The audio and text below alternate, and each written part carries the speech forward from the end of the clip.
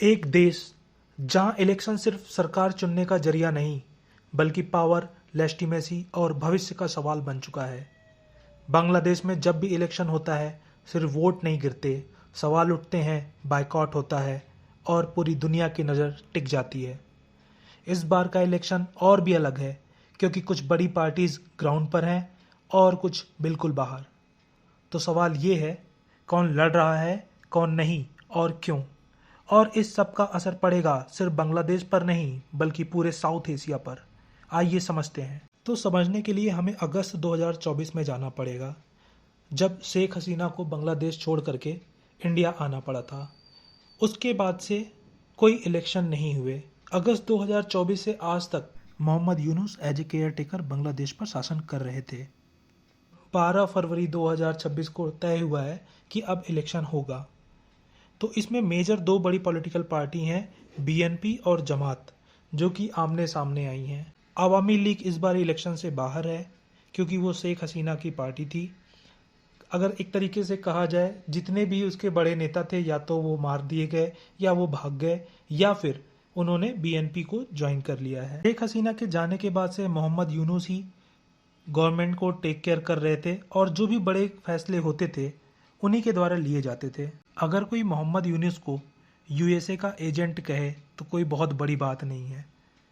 अभी कुछ दिन पहले ही उसने एक बांग्लादेश की यूएस के साथ सीक्रेट ट्रेड डील की है। अब आप ही सोचिए, 2-3 दिन बाद इलेक्शन होने हैं और जो आदमी केयर टेकर गवर्नमेंट चला रहा है, क्या उसको कोई अधिकार है कि 2 दिन बाद इलेक्शन होने हैं और आप जाइए बांग्लादेश के लिए कोई डिसीजन लीजिए? मोहम्मद यूनुस बांग्लादेश से तो डिसाइड करके चले आए होंगे जो भी करके आना होगा, लेकिन बगल में बैठ के इंडिया और चाइना भी तो उन्हें देख रहा है। इस समय जो इलेक्शन होने वाले हैं उस इलेक्शन का रिजल्ट बांग्लादेश पे तो पड़ेगा ही पड़ेगा, साथ ही साथ भारत, चाइना और अमेरिका इसको बहुत ध्यान से देख रहे हैं। हमने अभी बीएनपी और जमात के बारे में बताया, लेकिन शेख हसीना को बांग्लादेश से निकालने में स्टूडेंट्स का बहुत बड़ा रोल था।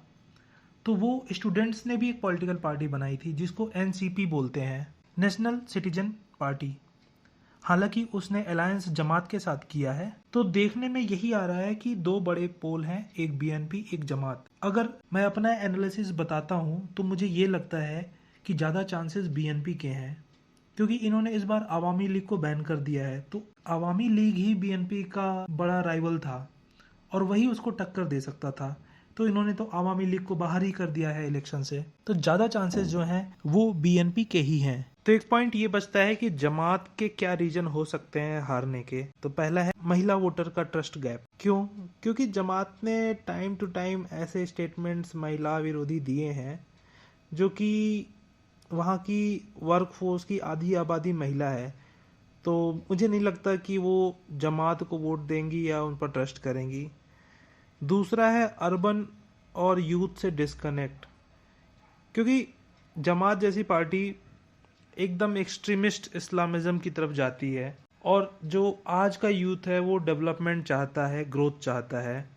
तो सिर्फ रिलीजन का ही ढिंडोरा पीटने से ग्रोथ नहीं आती है, ये आज का यूथ समझता है। तीसरा है मीडिया नैरेटिव्स का नुकसान जमात को प्रेजेंट में हो रहा है, क्योंकि अभी मैंने बताया नहीं कि उन्होंने महिलाओं के लिए ऐसे स्टेटमेंट्स दिए थे, तो वो आजकल अपना एजेंडा ना बताने की जगह वो डैमेज कंट्रोल में फंस गए हैं। और एक और पॉइंट होता है कि जो न्यूट्रल वोटर्स हैं वो बीएनपी को ही वोट देने वाले हैं। और दूसरा और आखिरी, नेशनल लेवल पे अपील की कमी है। कुछ सीट पर तो इनकी स्ट्रेंथ है लेकिन पूरे देश में स्प्रेड नहीं है, इसलिए जमात हार सकती है। तो एक तरीके से ये कहा जा सकता है कि सपोर्टर्स की कमी से नहीं हारेगी बल्कि ट्रस्ट और मास अपील की गैप की वजह से इनके हारने के ज़्यादा चांसेस हैं।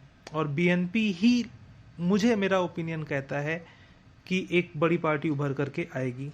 बाकी आपका क्या ओपिनियन है आप कमेंट्स में ज़रूर बताइए। Thank you.